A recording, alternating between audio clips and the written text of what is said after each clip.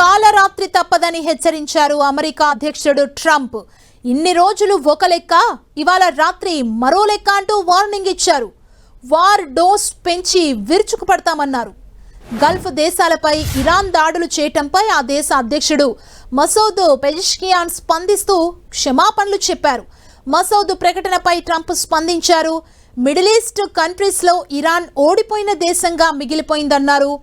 America, Israel నిరంతర దాడులతోనే Tehran తోకముడిచిందన్నారు. ఇకపై ఆ దేశం పొరుగు వారిపై బెదిరింపులకు పాల్పడబోదంటూ ఎద్దేవా చేశారు. ఇరాన్ ఇప్పుడు డాన్ కాదని ఏ దేశాన్ని కూడా టచ్ చేయలేదన్నారు. అసమర్థ పాలన వల్ల ఇరాన్ తీవ్రంగా దెబ్బతిందన్నారు ట్రంప్. ఇదిలా ఉండగా ఇజ్రాయెల్ అమెరికాకు లొంగిపోయే ప్రసక్తే లేదని ఇరాన్ ప్రెసిడెంట్ ప్రకటించారు.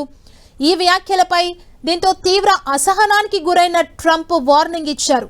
ఇవాళ రాత్రి ఇరాన్కు చుక్కలు చూపిస్తామన్నారు. ట్రంప్ హెచ్చరికలతో ఇరాన్లో టెన్షన్ వాతావరణం పెరిగిపోయింది. ఇరానియన్లు బంకర్ల బాట పడుతున్నారు. ఇంట్లో తలదాచుకోలేక, బయటకి వెళ్ళలేక జనం అల్లాడిపోతున్నారు.